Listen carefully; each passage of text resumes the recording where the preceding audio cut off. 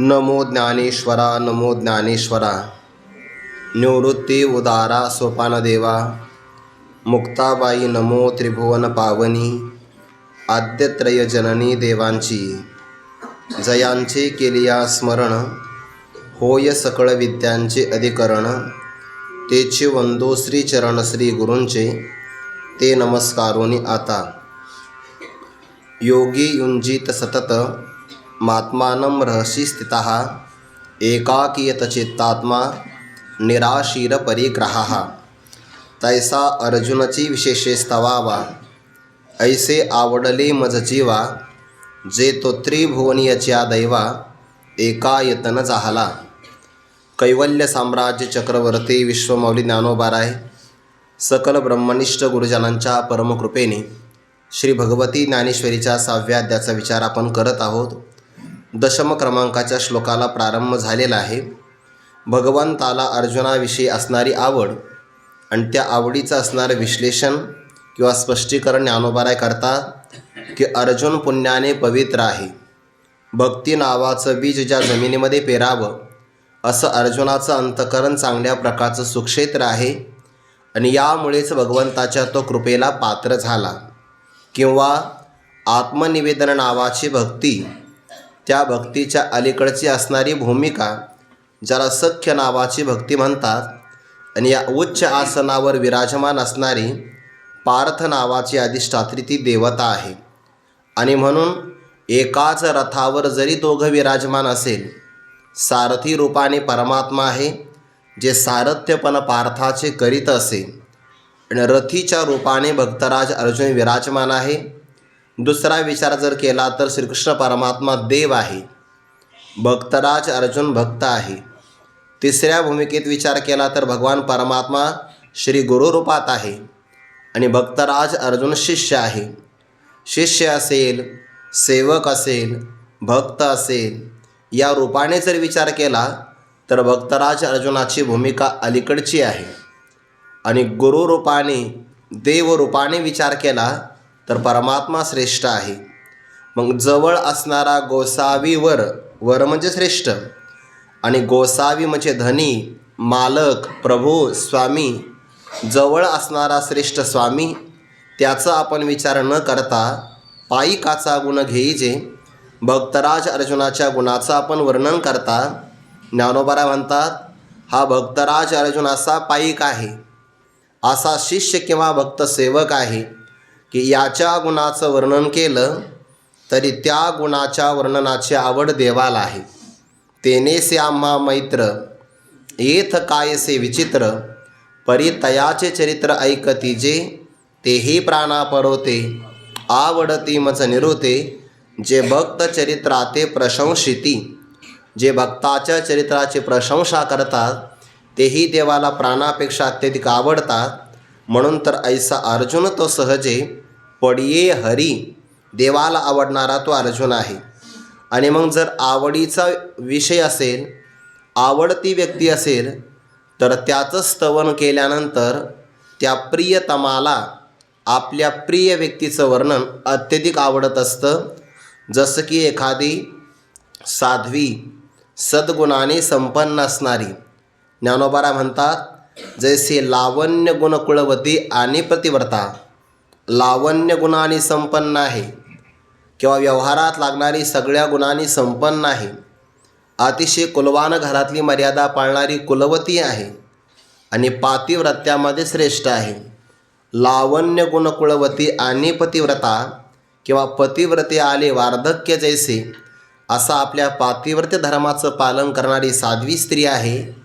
आणि जिचा अधिकार पतीलाही मान्य आहे, ती आपल्या नशिबाने किंवा कर्मधर्म संबंधाने जो पती आपल्याला प्राप्त झाला तो शरीराने कृश आहे, रुग्ण आहे, रोगी आहे किंवा तपामुळे अत्यंत क्रोधिष्ट आहे, या कोणत्याही भूमिकेचा विचार न करता पती हाच परमेश्वर या रूपाने जी अतिशय प्रेमाने सेवा करते, पाहापा अनुरागे भजे, प्रेमपूर्वक सेवा करणारी पतिव्रता माऊली आहे.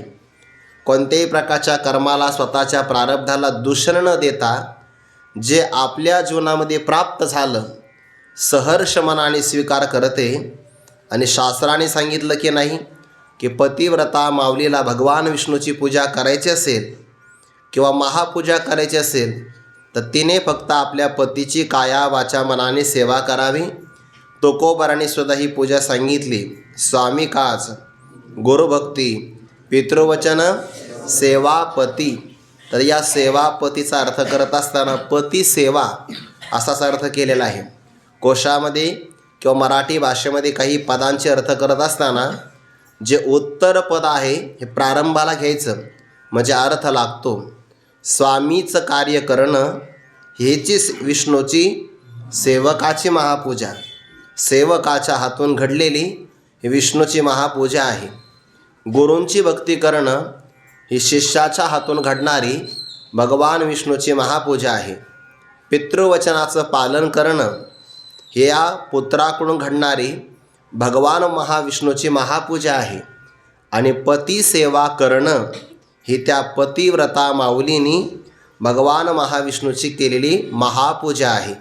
तुकोबारा स्पष्ट सांगतात, स्वामी काज गुरुभक्ती पितृवचन सेवापती हेच विष्णूची महापूजा. अनुभाव नाही दुजा. तिथं अनु शब्द आहे बरं, अनु नाही.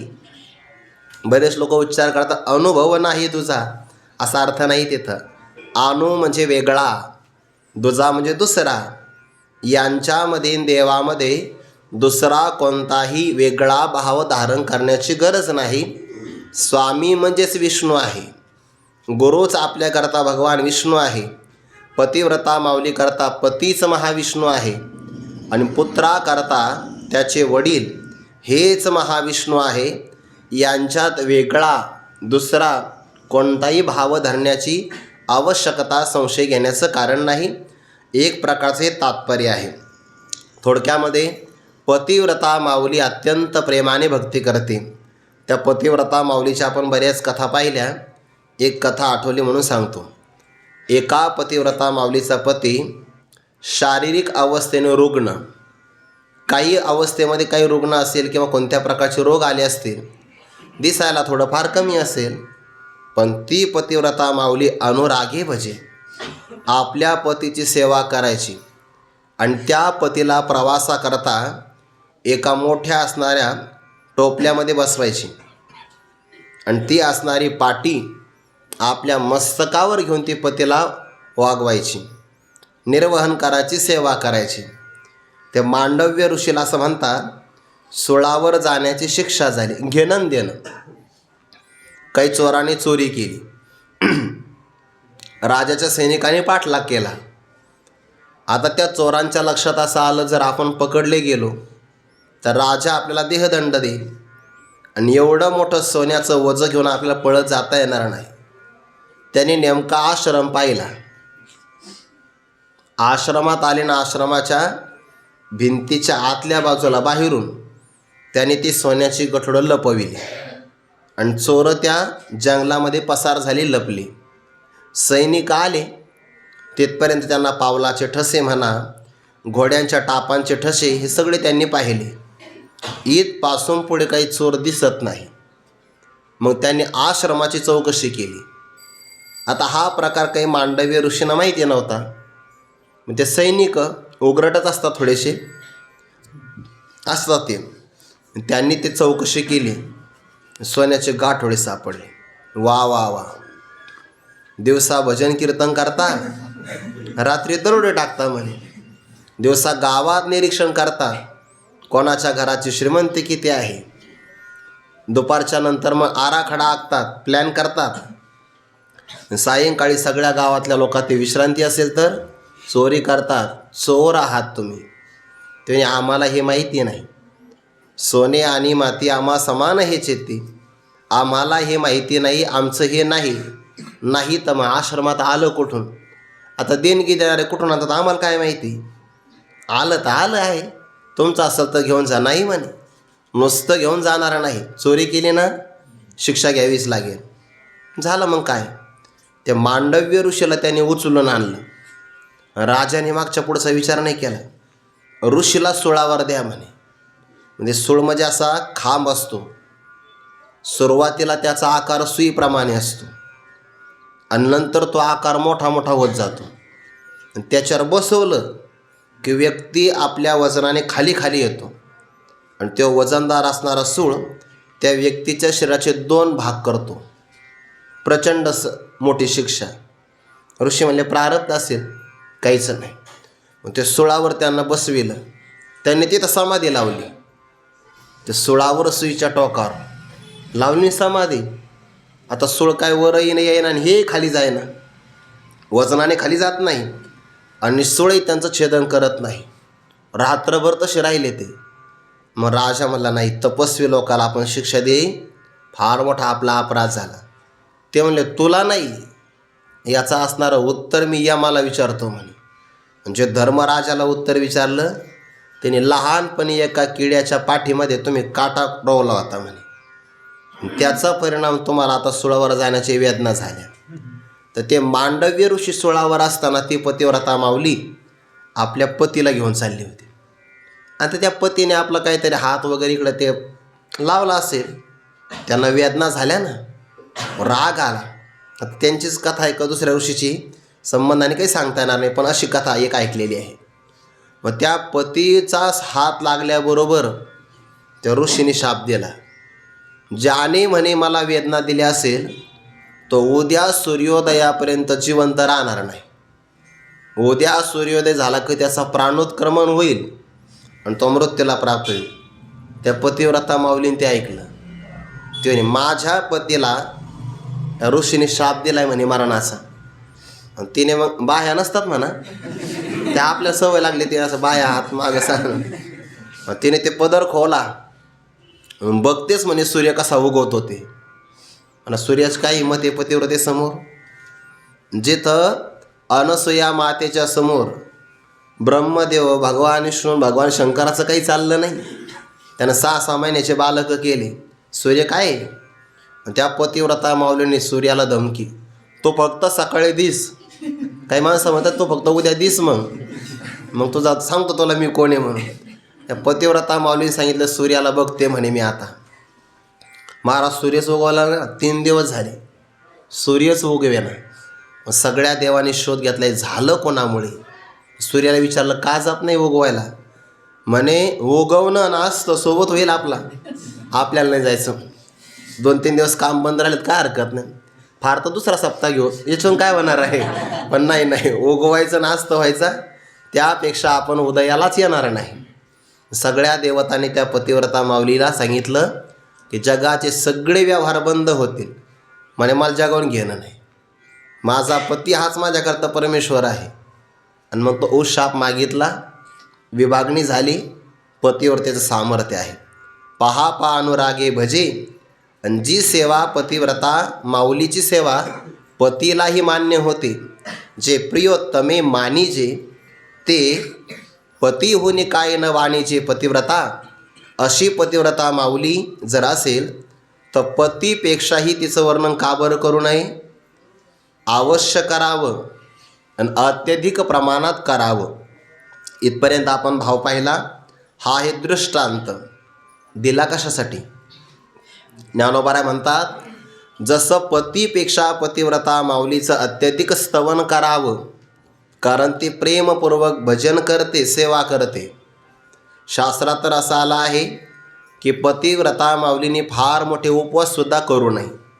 महाभारतामध्ये याचा विचार आला आहे. कारण स्त्री जीवनाचा विचार केला तर घरकामातली व्यस्तता आहे, जबाबदारी त्यांच्यावर फार मोठी आहे.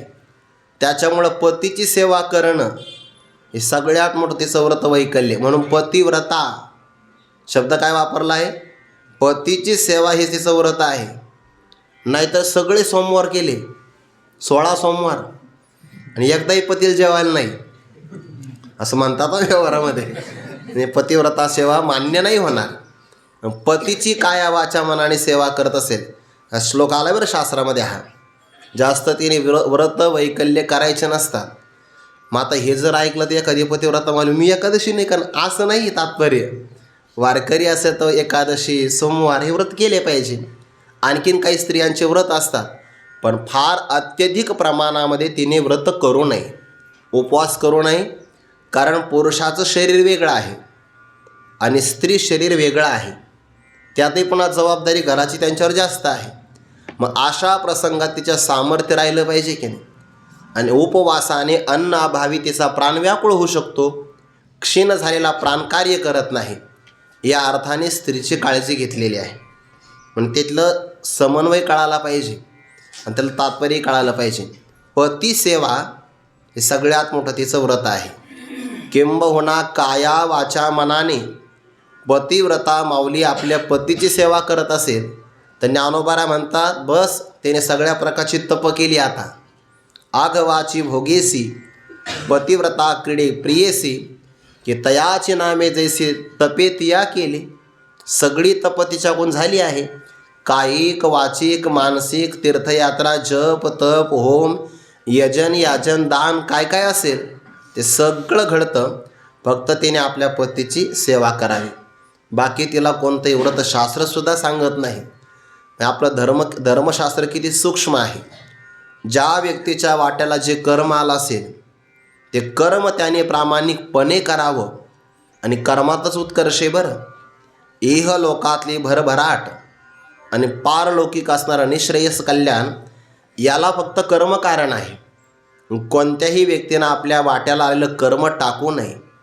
विद्यार्थी जर असेल ना तर त्याने बाकीच्या तीर्थयात्रा या वयात करण्यापेक्षा विद्यार्थ्यांनी साधकांनी फक्त एकच कर्म करावं, ब्रह्मचर्य धर्म गोकावी अक्षरे. कारण हीच देवाला आवडणारी पूजा आहे.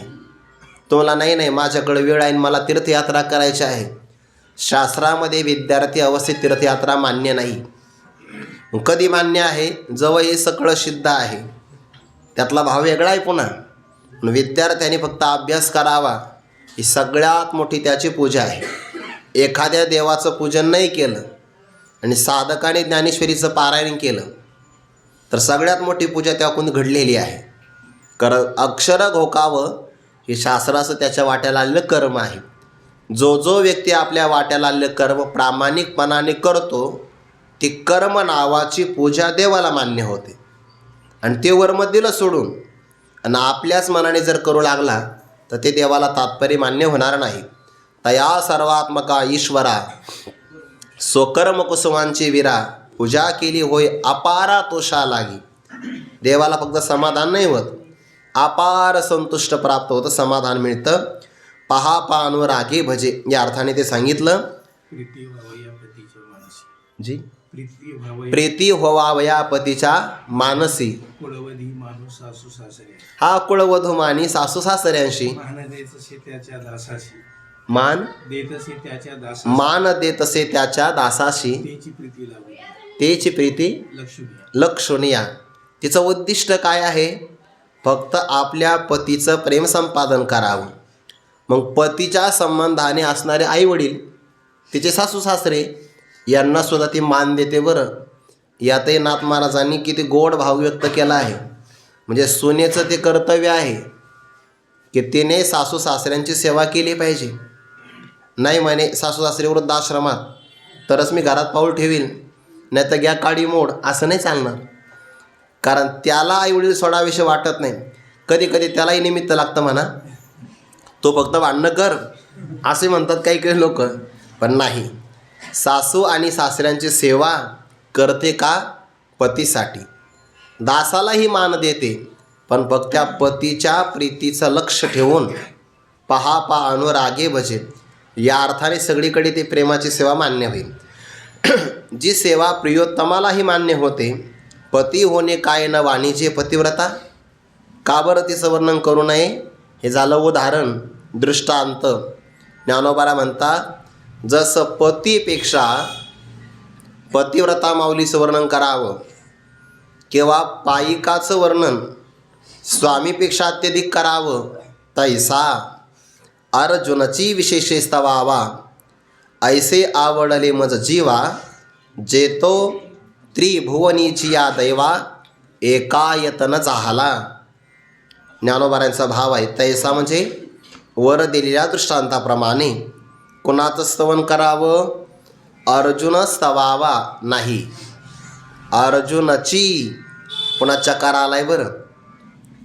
या चकारामध्ये अन्यांची व्यावृत्ती असते.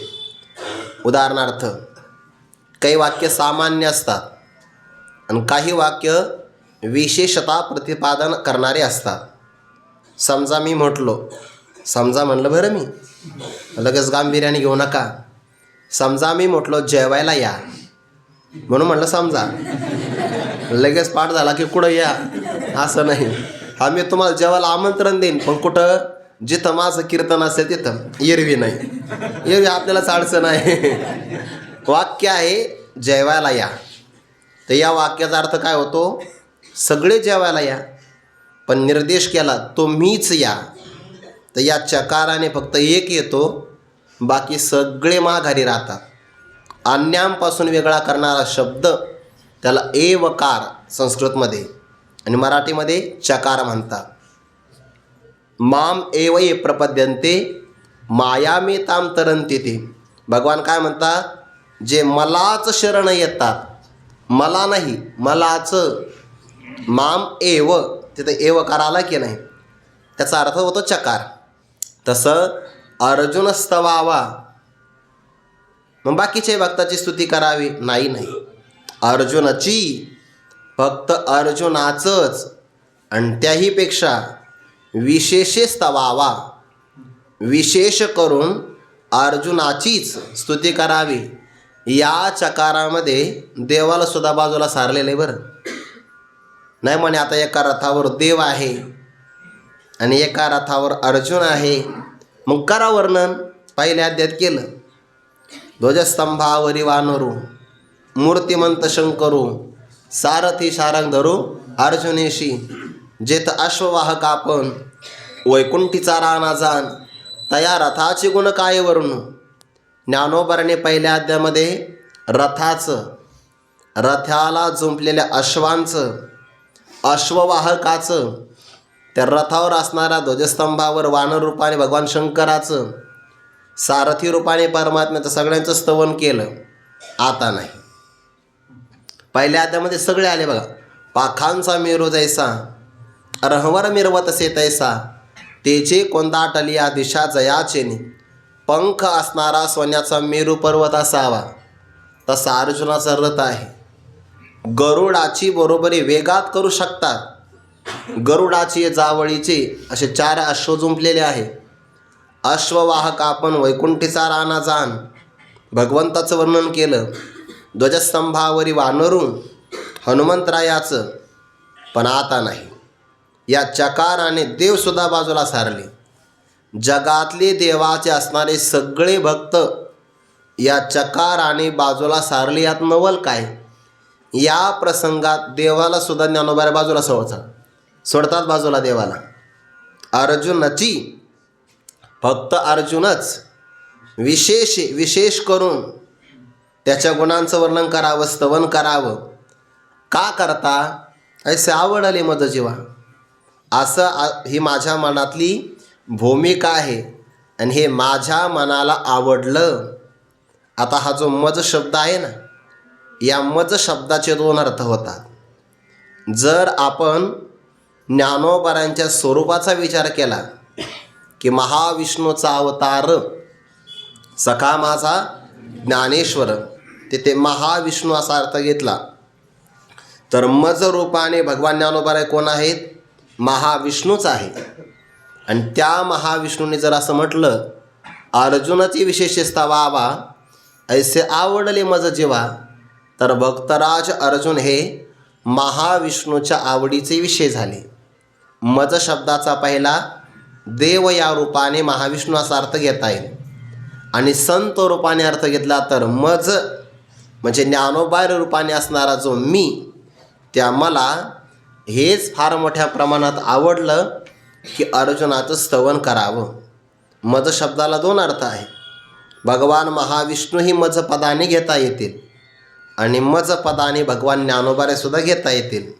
यातला आणखीन सूक्ष्म भाग असा आहे की भक्तराज अर्जुनाचा काय अधिकार असेल, काय मोठेपणा असेल की हा भक्तराज अर्जुन देवाच्याही आणि संताच्याही प्रेमाचा विषय झाला.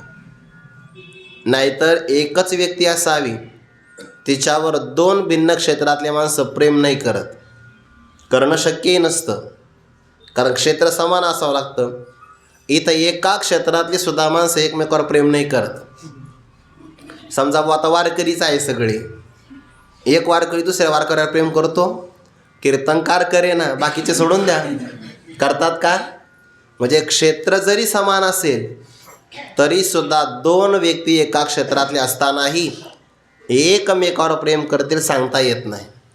त्याला क्षेत्र समान असावं लागतं, अधिकार समान असावा लागतो, आवड समान असावी लागते, तेव्हा त्या एकमेकाचं प्रेम एकमेकावर. म्हणून भोता परस्परे पडो किंवा भोता परस्परे जडो असा पण पाठ आहे काही ठिकाणी. मैत्र जीवाचे अंतःकरणपूर्वक प्रेम जडावं किंवा घडावं, निर्माण व्हावं, हा भाव आहे की नाही परस्परामध्ये. पण भक्तराज अर्जुनाचं विशेष आहे की देवाच्या सुद्धा प्रेमाचे आणि संतांच्या सुद्धा प्रेमाचे ते विषय झाले, तैसा अर्जुनाची विशेष स्तवावा.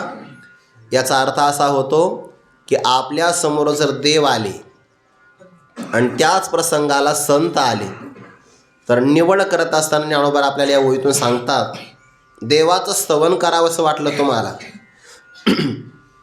भागवतामध्ये ते ध्रुव बाळाला असं वाटलं आपण वडिलांच्या मांडीवर बसावं.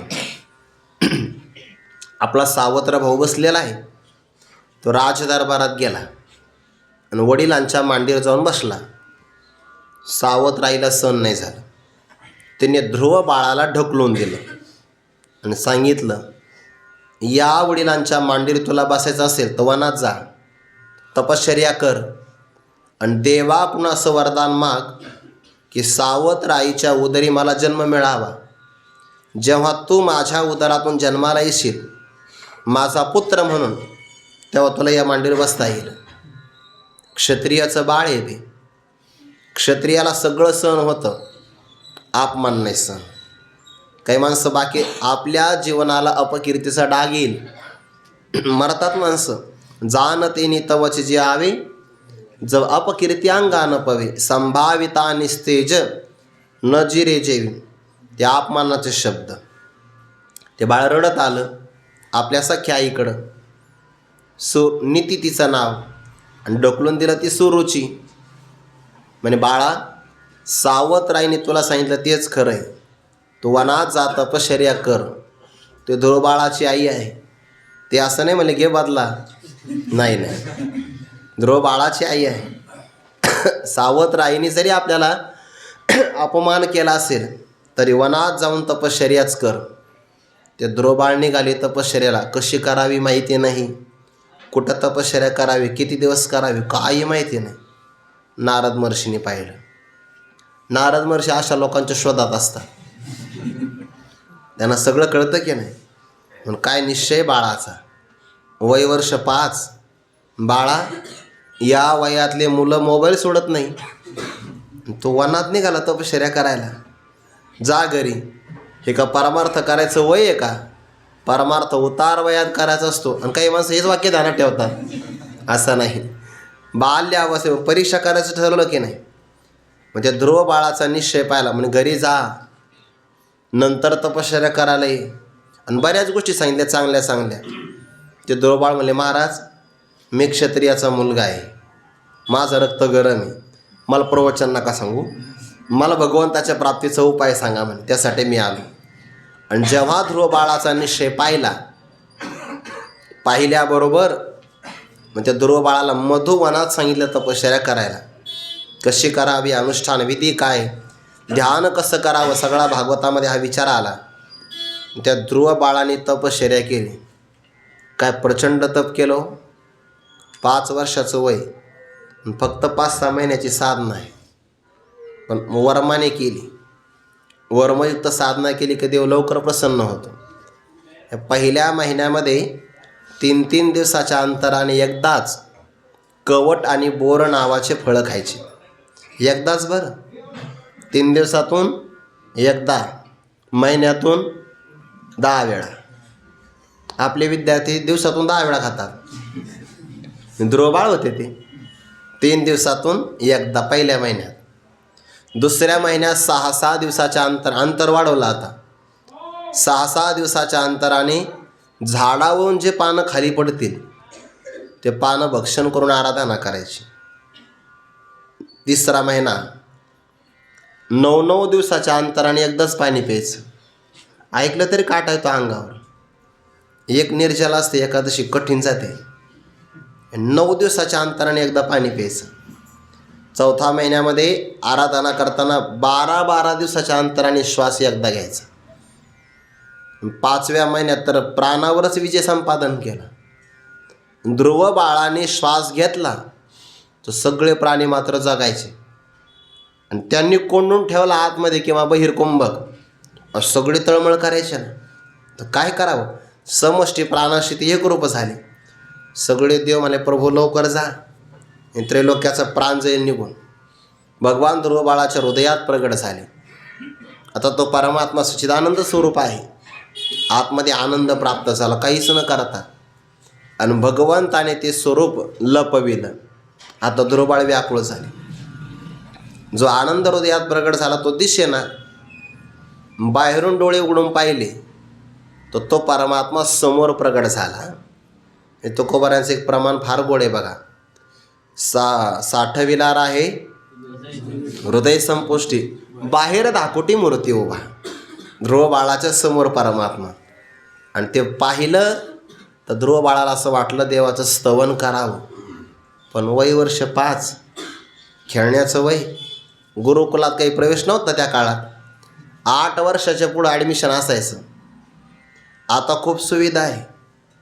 मला आठवतं 6 वर्ष किंवा 5 वर्ष वय असेल तर अंगणवाडीत प्रवेश असायचा. अरे बाप, आता अवघड आहे. आता तो छोटा शिशू मोठा शिशू काय ते आलं, ज्युनियर KG काय ते बरेच प्रकार आले. इतक्या लहान वयामध्ये विद्यार्थ्यावर किती पुस्तकाचा भार आहे. ते विद्यार्थ्याचं पुस्तक पाहिलं तर असं वाटतं धान्याचं पोत आहे का काय.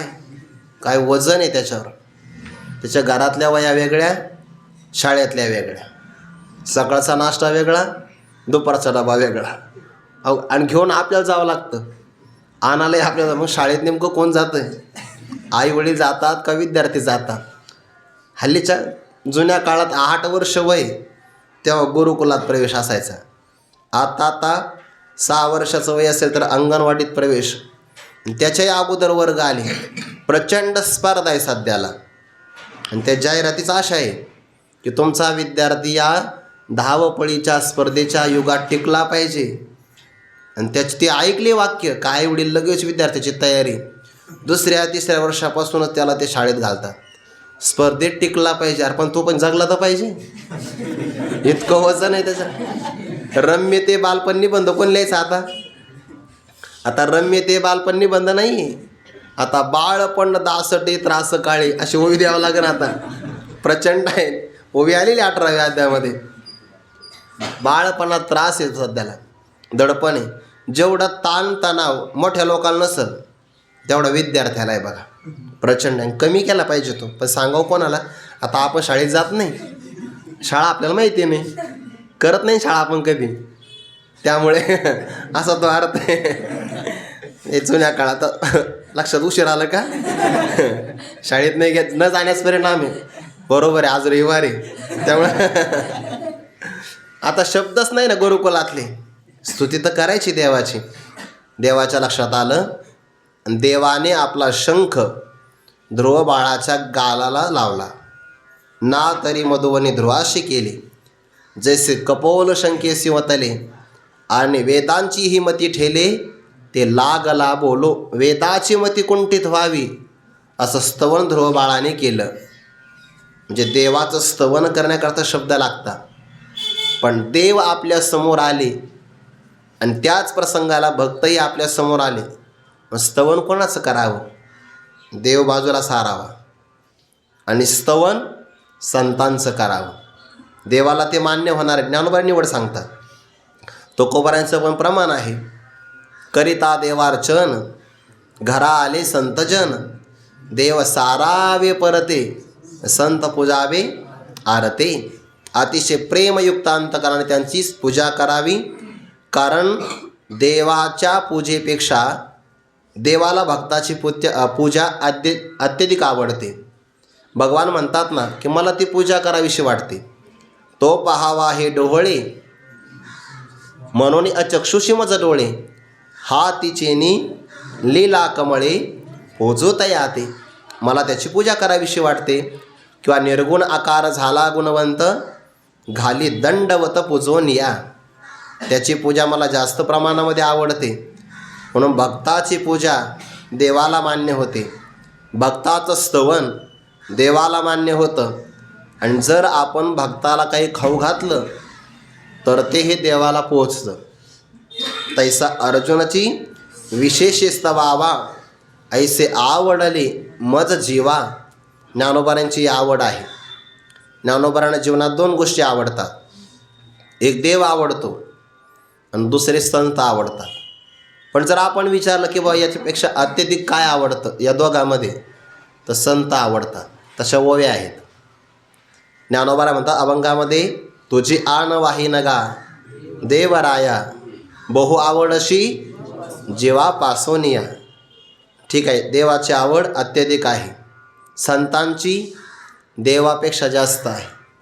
निवृत्तीनाथांना म्हणावं लागतं, ज्ञानोबाराय तुम्ही संत स्तवन फार चांगलं करता. आणि ते स्तवन करू लागले तर मग आपला ग्रंथ नेमका कुठपर्यंत आला. आता आपला कोणता श्लोक आहे विसरता तुम्ही. तो संत स्तवन निरतसी, तरी कथेची से न करीशी. इतकी आवड आहे ज्ञानोबारांना. संतांच्या स्तवनाचा विषय आला की ज्ञानोबारांच्या काव्य प्रतिभेला स्फूर्ती आणि भरती येते. आणि त्या प्रसंगामध्ये कथा नेमकी कुठं आहे आपली, कोणत्या श्लोकावर व्याख्यान आहे, आठवण नाही राहत. होतं कधी कधी आपला आवडीचा जर अभंग आला ना कीर्तनात, मग आपण नेमकं कोणता घेतला मूळ निरूपणाला विसरतो कधी कधी. कळतं ते प्रमाण आठवलं एखादं तर. संत स्तव निरतसी, तरी कथेची से न करीशी, की निराळी बोलते कशी सनागर. पारमार्थिकाचं हे लक्षण आहे. ज्या पारमार्थिक असणाऱ्या भाविकाला फक्त एक देव आवडतो आणि देव मान्य संत आवडतात. आपल्या आवडीचे विषय फक्त 2च असावे. या पलीकडे आपल्या आवडीचे विषय वाढवले तर ते आपल्या बंधनाला कारण आहे. म्हणून तर सगळ्या गोपिका जर एकत्र आल्या तर त्या अनेक जरी असेल तर त्यांचा विषय मात्र एक आहे. एक विषय तो सकळांचा हरी. सगळ्यांचा विषय एकच आहे. गोपिका अनेक म्हणजे भक्त अनेक जरी असेल तरी विषय एकच असतो. भक्त एकटा जरी असेल तरी विषय तो त्यांचा झाला नारायण. म्हणजे भक्त एकटा असेल तरी विषय एक, भक्त अनेक असेल तरी विषय एकच.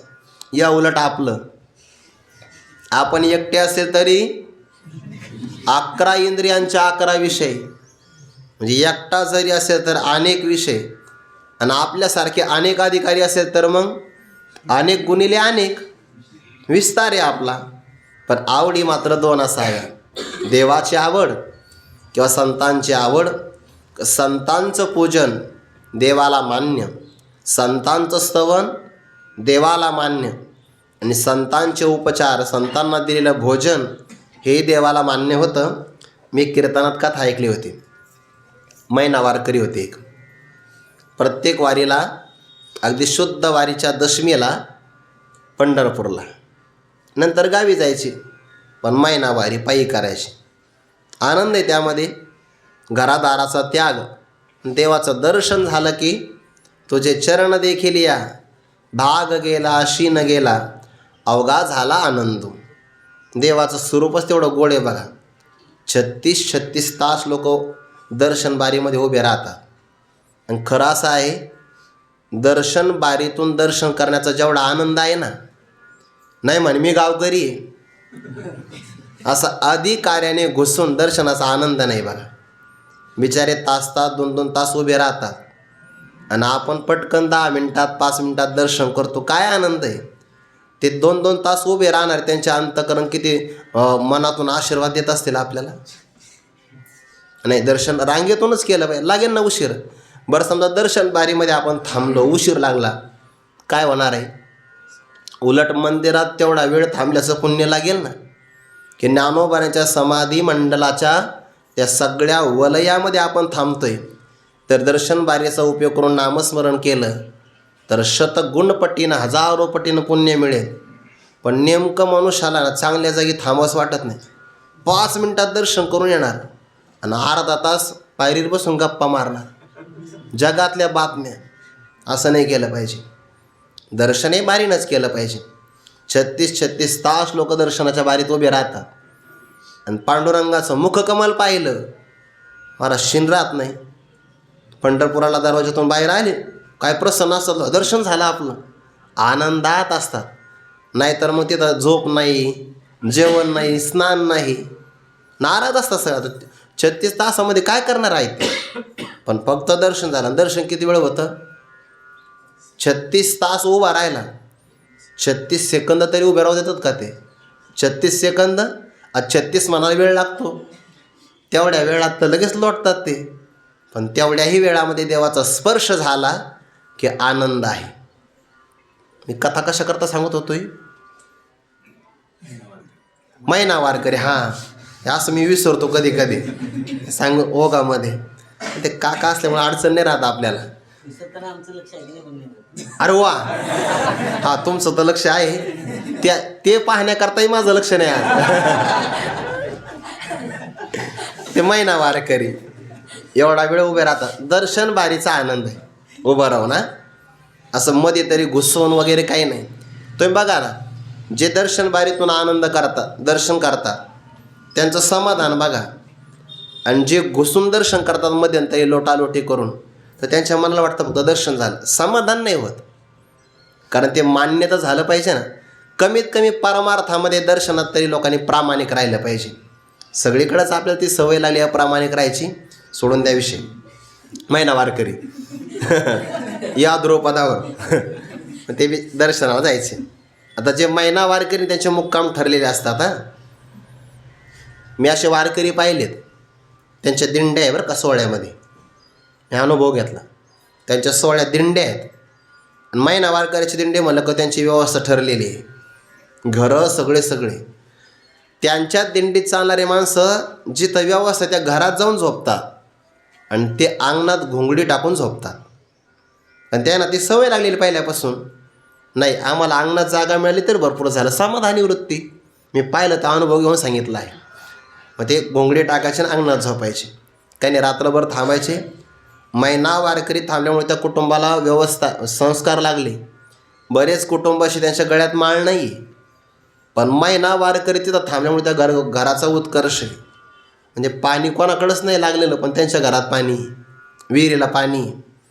ते वारकरीची व्यवस्था करतात ना, म्हणून त्यांची व्यवस्था परमात्मा करतो. श्रीमंती का देतो? अनेक वारकरी तुझ्या हातून जाऊ दे, गळ्यात माळ नसेल काही हरकत नाही, आग्रह नाही आमचा, पण वारकऱ्याची सेवा करत असेल तर देवाला प्रसन्नता आहे. ते वारकरी थांबायचे. श्रीमंत व्यक्ती होता आमराई. आजही खेड्यागावामध्ये असं नवीन काही जर आलं ना, तर ते पहिलं देवाला देतात. समजा बोरला पाणी लागलं बोरला पाणी, मग कुठं न्यायचं ते कळशीत भरायचं, सगळ्या देवाला अभिषेक करायचा. नवीन धान्य आलं ते कुठं द्यायचं? पहिल्यांदा देवाला. आजही देतात बरं. गावाकडचे माणसं पैशाने कमी असेल, पण मला मनाला श्रीमंत आहे. काही माणसं बरोबर त्यांच्या घरी गेले का, तुम्हाला गहू भरपूर झाला यावर्षी, महाराज जा घेऊन एखादी गोणी. बरं ठीक आहे म्हणतात तर त्यासाठी ते उधार असतात, देतात बा. जाऊ द्या, तुम्ही खाल्लं म्हणजे काय देवाला जाणार आहे. आणि देव त्यांना कमी नाही करत, देतच देव त्यांना. ते आमराईमध्ये आंबे आले, पण तो श्रीमंत होता, पण म्हणले महाराज मला पंढरपूरला जाता येणार नाही. तुम्ही वारकरी आहात ना, आज अष्टमी नवमी आहे, तुम्ही दशमीला पंढरपूरला जाणार. देवाला आंबे दिले. राऊतबाबांनी सांगितलं दृष्टांत एकदा, 5 आंबे दिले. देवाला एवढे पोच करा, हरकत नाही म्हणे. बापरे, हरकत नाही. घेतले, प्रवास केला. आता वारकरीच आहे ते, जुने वारकरी आपले शेळ्या भाकरी सोबत घेऊन यायचे खांद्यावर. नवमीचा प्रवास झाला, दशमीचा प्रवास झाला, पण दिवसभर खायलाच काही मिळालं नाही. पंढरपुरात पोचले ते, पण ते जाईपर्यंत रात्री उशीर झाला. आणि आता मंदिरही बंद झालं, नाहीतर मग देवाला गेल्या गेल्या 5 आंब्याची फळं अर्पण केली असती, पण उशीर झाला. आणि दिवसभर त्यांनाही खायला काही भेटलं नाही. प्राण व्याकुळ झाला, झोपच लागेना. पोट रिकामं जर असेल तर झोप नाही लागत बरं. हो, म्हणजे कधी कधी असं होतं की आपण कीर्तनाच्या अगोदर जेवतो, तर ती सगळी ऊर्जा कीर्तनात जाते बोलता बोलता. आणि नंतर उशीर झाल्यामुळे तसंही कीर्तन झाल्यावर जेवण धकतच नाही जास्त. ते बोलून बोलून उष्णता वाढलेली राहते आणि कमी जेवलं तर झोप लागत नाही. असं बऱ्याचदा घडतं. दिवसभरचा प्रवास, दिवसभर काही खाल्लं नाही, या अंगावरून त्या अंगावर, डाव्या कुशीवर उजव्या कुशीवर, झोपच लागेना. आणि खायलाही जवळ काही नाही ना, जुन्या काळात दुर्भिक्ष. मग त्या वारकऱ्याने विचार केला, आपल्याकडं आंबे आहेत, भले त्या श्रीमंत माणसाने दिले असेल पाटलांनी, देवालाच द्यायचे की नाही. आणि मग त्याने न पाहता म्हणे एक खाऊ आपण. एक खाल्ला ना, इतका गोड लागला, अजून एक खाऊ म्हणे, म्हणजे पोट भरेल. ते 2 आंब्याची फळं पिकलेली खाल्ली, पोट भरलं त्यांचं. झोप लागली. सकाळी एकादशीला लवकरात लवकर स्नान केलं आणि देवाच्या चरणावरती उरलेली 3 फळं आंब्याची अर्पण केली. एकादशीला राहिले, द्वादशी सोडली आणि येताना पुन्हा माघारी आले. द्वादशीचा दिवस प्रवासात गेला आणि त्रयोदशीला त्या पाटलाला सांगितलं, पाटील बाबा, तुम्ही दिलेले आंबे देवाला दिले बरं, पण प्रामाणिक होता वारकरी. त्याने सांगितलं, पण क्षमा करा, तुम्ही मला 5 दिले होते, पण मी देवाला 3च दिले आणि 2 मी खाल्ले. झालं. प्रामाणिकपणाने 2च खाल्ले होते आणि 3 देवाच्या पायावर ठेवले होते. झालं. ते द्वादशीला रात्री आल्यामुळे, त्रयोदशीला रात्री आल्यामुळे त्यांना डोळा लागला आणि देव पाटलाच्या स्वप्नात गेले. तर स्वप्नात सांगितलं, तो दिलेले आंबे 2 मला पोचले बरं, 2 मला पोचले, फार गोड होते, 2 मी आंबे खाल्ले. झालं. सकाळी पाटलाला जाग आली. ते म्हणले, वारकऱ्याने काय सांगितलं देवाला, मी 3 दिले, आणि स्वप्नात देवाने काय सांगितलं, मला 2च मिळाले. मग आता वारकऱ्याने काय, देवाला 2च दिले होते ना, देव म्हणतात 2 दिले, वारकऱ्याने किती सांगितले, 1 कशाला वाढून सांगितला. उलट असं आहे, देवाला जर 2 दिले असेल तर 3 कोणी खाल्ले असेल, आणि वारकऱ्याने आपल्याला काय सांगितलं, मी 2 खाल्ले. एका फळासाठी एवढं खोटं बोलायचं असतं का. सांगावं ना की मी 3 खाल्ले आणि देवाला 2 दिले, कारण देव तर खोटं नाही बोलणार. देव तर स्वप्नात सांगतात मी 2 खाल्ले, आणि वारकरी काय म्हणतो, मी 2 खाल्ले आणि देवाला 3 दिले. देवाने म्हणायला पाहिजे होतं की मला 3 पोचले. एका आंब्यासाठी खोटं बोलायचं असतं का. सकाळी ते पाटील बाबा जागी झाले, हेही जागे झाले. वारकरी नित्यनेम झाला, निरोप घेतला, येतो बरं आता, 1 महिन्याने येतो, थांबा म्हणे. महिनाभराने येता तुम्ही, असं तर प्रत्येकच महिन्याला येता, पण खोटं बोलायचं कधी शिकले. झालं काय, तुम्ही किती खाल्ले, म्हणजे 2. देवाला किती दिले, 3. खोटं बोलू नका. देव माझ्या स्वप्नात आला होता, देवाने सांगितले 2च आंबे मला मिळाले, फार गोड होते, तुम्ही 3 खाल्ले. नाही हो म्हणे, मी खोटं नाही बोलणार, एका फळासाठी मी कशाला खोटं बोलू. मग देव खोटं बोलला काय. थांबा म्हणे, आजचे दिवस स्वप्नात, पुन्हा स्वप्न पडू द्या मग जा, काही हरकत नाही. देव पुन्हा स्वप्नात आले आणि त्यांनी त्या पाटलाला सांगितलं, अरे खरं सांगू का, मी 2च आंबे खाल्ले. मग त्यांनी स्वप्नात संवाद केला देवाशी. आणि मग ते वारकरी म्हणतात ते की देवाला 3 दिले, मी 2 खाल्ले. अरे तुला भाव नाही कळाला म्हणे, वारकऱ्याने जे 2 आंबे खाल्ले ना, तेच 2 मला पोचले. आणि मग ते 3 पायावर ठेवले, ते नेले पुजाऱ्याने. भक्ताच्या मुखाने परमात्मा जेवत असतो. भक्ताची स्तुती केली तर ती स्तुती देवाची आहे. भक्ताचं पूजन देवाचं पूजन आहे. आणि भक्त संतुष्ट झाला तर देव संतुष्ट होतो. तैसा अर्जुनची विशेषता व्हावा ऐसे आवडले मज जेवा, जे तो त्रिभुवनीच्या दैवा एकायतन झाला. त्रैलोक्यातलं सगळं दैव आणि ते एकाच ठिकाणी राहण्याकरता आलं. आयतन म्हणजे विश्रांतीस्थान. त्रिभुवनातल्या सगळ्या दैवाला एक आयतन, एक विश्रांतीस्थान फक्त अर्जुन झाले. जगातल्या सगळ्या दैवाने आश्रय कोणाचा केला तर भक्तराज अर्जुनाचा. तो कसा याचा विचार आपण उद्या पाहू. कुंडलिक वरदारी विठ्ठल श्री ज्ञानदेव तुकाराम मौली ज्ञानेश्वर महाराज की जय. जगद्गुरु तुकाराम महाराज की जय. सद्गुरु जोग महाराज की जय.